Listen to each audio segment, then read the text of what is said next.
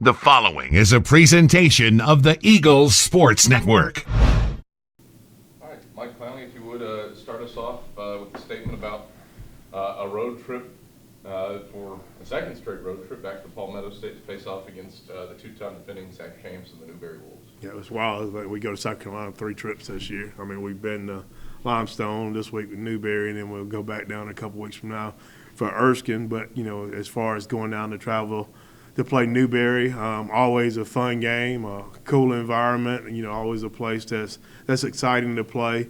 You know, I think for us, the big thing that we're doing is we're looking forward to getting back on the field today, continue to work, grow, develop, and to continue to get better and push the needle forward. Feels like the SAC this year is full of quality defenses and full of teams that can play ball control, and Newberry fits into that mold. They're top 3 in the league and top 20, 25 in the country in total defense. They're one of 6 schools that possess the ball longer than 31 minutes a game in the league. Is this just the way that football is trending in the SAC this year? It really is. I mean, when you look at scores across the board, they are relatively low, and then when you turn the film on, you know, guys are doing a really good job playing defense. You know, I think the game has trended a little bit more towards the defensive side of the ball with some of the rule changes. You know, I know being a defensive guy for a long time, that was something we always argued. The rules are, you know, so in favor of offense. But I think things are kind of trending to where defensive guys have a little bit more of an opportunity. But, you know, they're a good defensive football team. Like, they're really big up front. Their linebackers are active, run well. You know, they got good athletes in the secondary. You know, the big thing for us is we just got to continue to work on getting off the ball, you know, working to find that movement consistently, hitting holes, you know, when we get them, and then capitalize on the situations that we can provide ourselves. It felt like your team took some steps in the right direction against Lenore Ryan. How do you continue that with potentially the result showing up on the scoreboard against the Wolves? You know, that's where we talked about the week before. We were crossing midfield and kind of getting in scoring position and really killed ourselves with penalties 2 weeks ago. You know, we were able to push the ball a little bit closer down in there, get it down inside the 5 and to get a little bit closer. But, you know, being able to cross the goal line, you know, naturally that's that next step. And so hopefully that's something that, you know, we can work to get done this week. Braden Phillips has taken the reins over at quarterback for the Wolves. You saw him a little bit last year as Newberry had to go 3 QBs deep in the game here. What sticks out to you about his skill set now that he's had a year to develop and grow? You can just see that, you know, he's a lot more commanding of the offense. He's the starter now, so you can see that he's gotten a lot more reps, you know, at doing things. So naturally he's done a good job of picking up, you know, understanding what they're doing and being able to execute it. Defensively, it feels like Newberry always is just one of those teams in the league that if you want to point at something that they're going to be good at, it's their defense. Why is that year in, year out? They always have big athletic defensive linemen. You know, if you're going to beat Newberry, you've got to win some of those battles up front. You know, they do a really good job up front of controlling gaps and running to the football.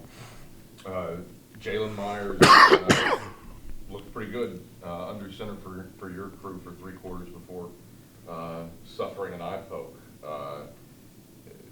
What's the game plan for him moving forward? You know, I think the big thing for him is just continuing to develop. I mean, sometimes you hate using that word, but, you know, when we talked about him coming in, you know, later in the summer, you know, he's kind of finally picked things up, you know, and then we've got to make sure we give him a good plan. To be able to use the people around him. You know, he's got to continue to work to distribute the football, you know, well in the run game and in the pass game, you know, and just him continue to get more reps to be able to get that feel, I think is important for him.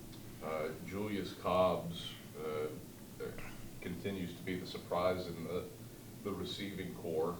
Anytime you're talking about a nearly 100-yard game for Carson-Newman Football, that's a pretty high water mark, and came up a yard shy of that against the Bears. What's he done to I can't remember the last time that Carson-Newman Football started a game with a 3 wide receiver set and 1 running back in back-to-back games, and yet he seems to be part of the reason that that's happened.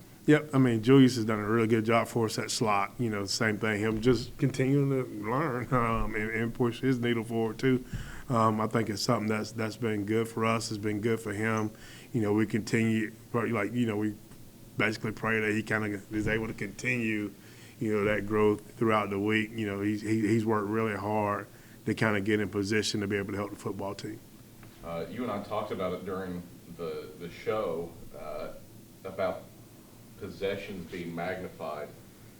I've gone back 8 years at this point, and so far through 4 weeks, you've had 2 games that have been 10-possession ball games.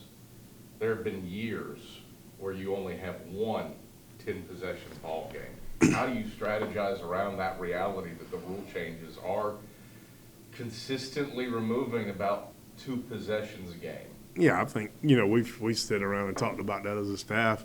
You know, the fact that, like, you know, now there's enough data to show, like, that's a reality. You know, I think it's important, you know, the snaps and opportunities that you get early in the football game, you know, they're important to be able to capitalize on. I think it's important to try to, you know, even before then, try to play the game with a lead, you know, I think is important.